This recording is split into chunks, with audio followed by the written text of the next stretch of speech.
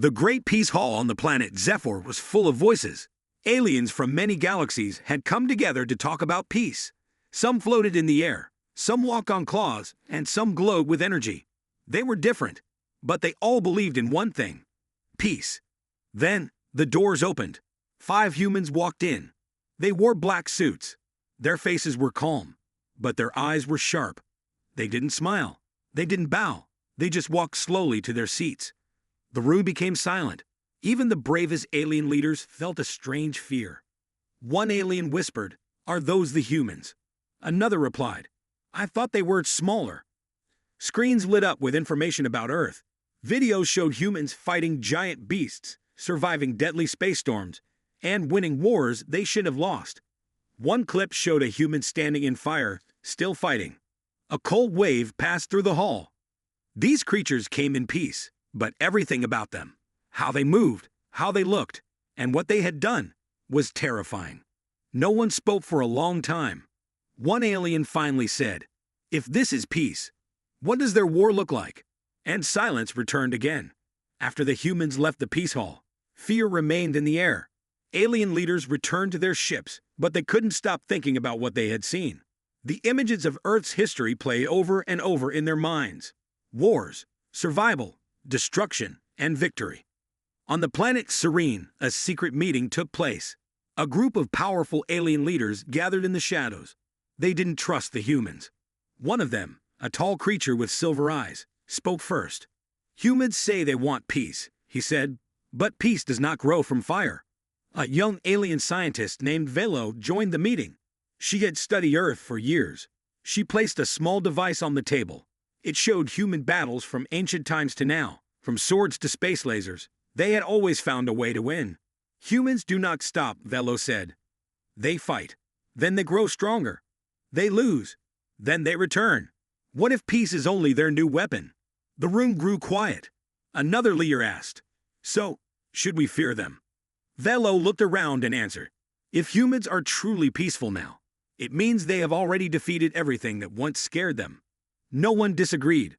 The Galactic Council grew more worried after the peace meeting. They needed to understand humans better. One alien race, the Zarkal, decided to test them. They planned a fake attack, a small energy blast aimed near the human ship. It would not hurt anyone. It was just to see their reaction. The blast hit.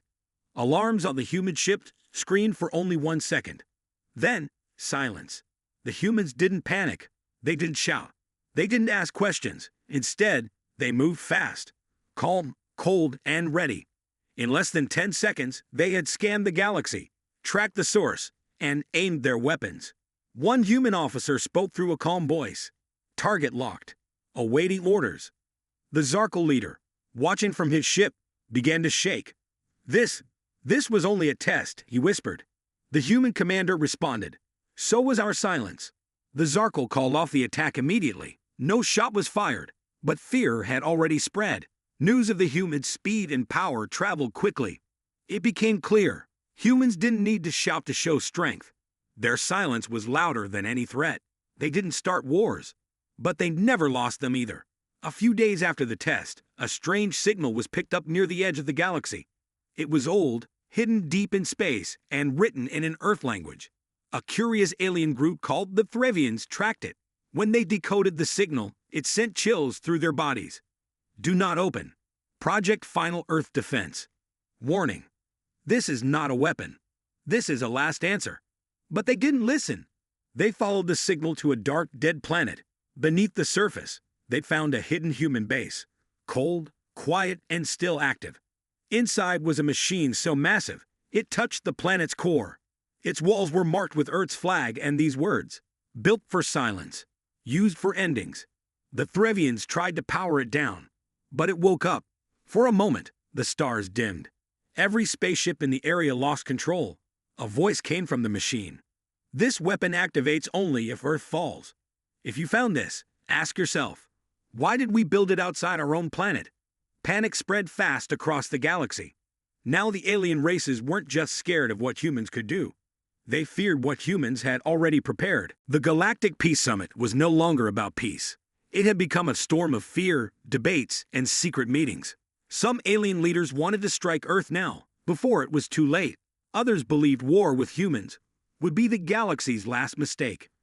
In the middle of the chaos, the humans returned. This time, their leader stood before the council.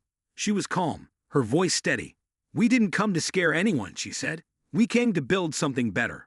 But understand this. We don't fear war. We ended our own. We fear nothing now." The aliens sat in silence. She continued, "Peace is not weakness. We offer it with respect. But if peace is rejected, then we do not run. We defend. We finish." Whispers filled the hall.